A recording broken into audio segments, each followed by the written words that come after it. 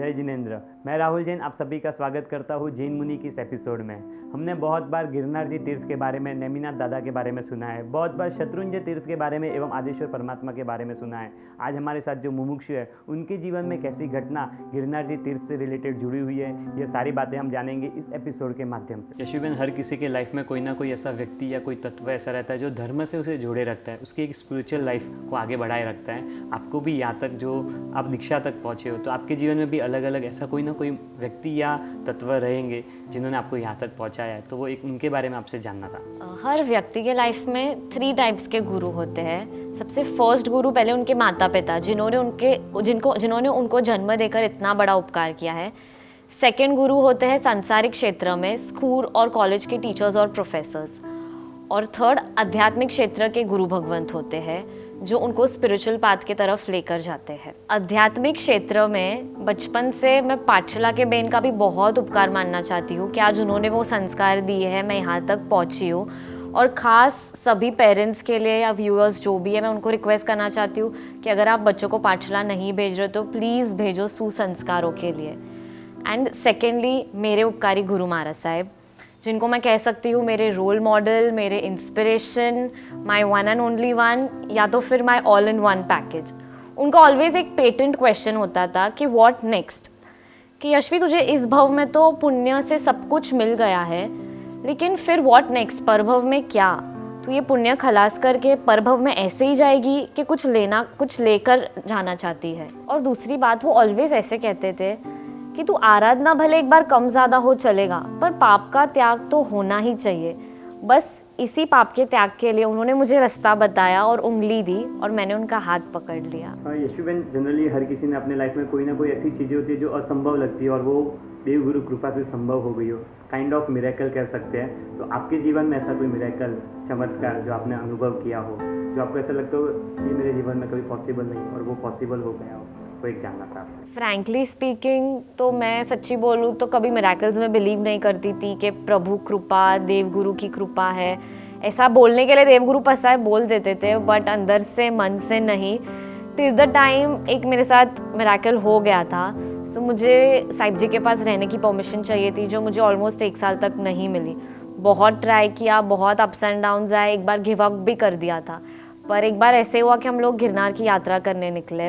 It was 21 नवंबर और उस दिन मैंने ऐसे ठान लिया था, मैं अपने सेविंग से प्रभु के लिए एक रिंग लेके गई थी और इतना मैंने सोचा था कि मेरे को और किसी से तो सगाई नहीं करनी है, नेम मुझे तुझसे सगाई करनी है। तो मैंने वो रिंग चढ़ाई। This was 21 November and with in not even a month 13 दिसंबर को मुझे परमिशन मिल गई गुरुकुल वास में जाने के लिए। जो चीज़ 1 साल से नहीं हो रही थी, विद इन फ्यू डेज वो हो गई। तो मेरे लिए बहुत बड़ा मिरेकल था। एंड उसके बाद से मुझे और ज़्यादा ऐसे फील होने लगा कि नहीं, प्रभु कृपा है और जो भी हो रहा है वो देवगुरु की कृपा से ही हो रहा है। यशुबेन, हर एक मुमुक्षु के लाइफ में ऐसा एक मोड़ आता है जहाँ पे वो कंफ्यूज होते हैं, या कहीं ना कहीं ऐसा रहता है या वहाँ, या वहाँ, संसार या संयम। और फिर कोई ना कोई ऐसी घटना या कुछ बात ऐसी होती है जब वो फिक्स करते हैं कि मुझे दीक्षा ही लेनी है। आपसे जानना चाहूँगा कि आपके लाइफ में ऐसा मोमेंट जहाँ पे आपने नक्की किया हो कि नहीं, अब मुझे दीक्षा ही लेनी है, संसार में तो रहना ही नहीं है, वो एक आपसे जानना था। एग्जैक्टली आपने जैसे बताया ना, वो बात सही है कि संसार का रंग ही ऐसा है ना कि वो ईजिली लग जाता है। वैसे मैं भी कंफ्यूज थी, मेरे लाइफ में भी बहुत अप्स एंड डाउन्स आए थे, पर गुरु महाराज साहब की एक बात मुझे ऑलवेज याद रहती थी कि मनुष्य भव की दुर्लभता। उन्होंने 10 दृष्टांत समझाए थे। उसमें से एक दृष्टांत ये था कि अगर एक व्यक्ति को माउंटेन के पीक पे खड़ा रहे एंड उसके हाथ में अलग अलग ग्रेन्स हो, अलग अलग दाल वगैरह जो भी ग्रेन्स हो, और वो उसको माउंटेन के टॉप से नीचे फेंके, तो फेंकने के बाद वो ग्रेन्स अपने अपने जो भी रिस्पेक्टिव प्लेसेस पे गिर जाएंगे। अभी अगर कोई आपको ये बोले कि आपको वो जितने भी ग्रेन्स गिरे हैं जो भी प्लेसेस पे, वो सब कलेक्ट करके लेके आओ, तो will it be possible for you? Exactly impossible, मुश्किल ही नहीं, इम्पॉसिबल है, अनलेस कोई देव की आपको सहायता मिले तो, बट अदरवाइज आपके बल से तो इट इज़ इम्पॉसिबल। वैसे उन्होंने बताया कि जो मनुष्य भव मिला है ना, उतना ही इम्पॉसिबल है।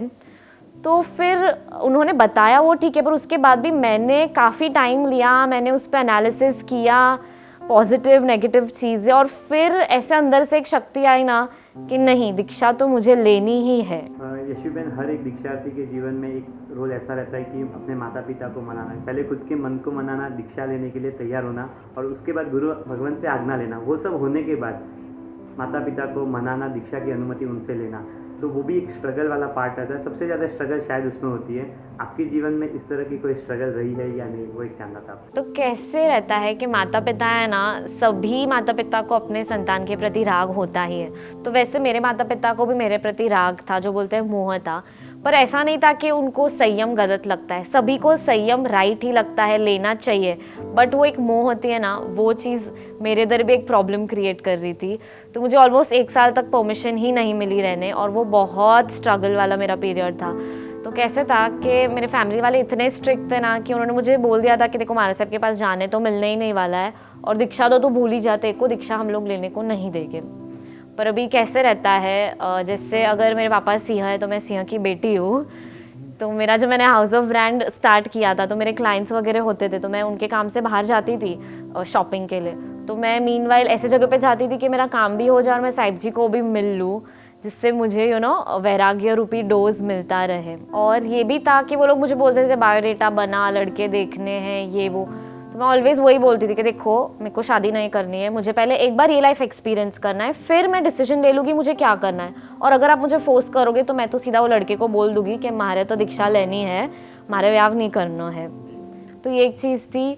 और प्रभु की कृपा, प्रभु के आशीर्वाद बोलो कि in spite of all this struggle एक बार मुझे परमिशन मिल गई, और फिर दीक्षा की अनुमति के लिए मुझे इतना स्ट्रगल नहीं करना पड़ा था। मुमुक्षु यशवीबेन से हमारे ये वार्तालाप आगे आने वाले एपिसोड्स में भी जारी रहेगा। कैसे कैसे उनके जीवन में उतार चढ़ाव आए, कैसी कैसी घटनाएं घटी, ये सारी बातें हम जानेंगे आगे आने वाले एपिसोड में।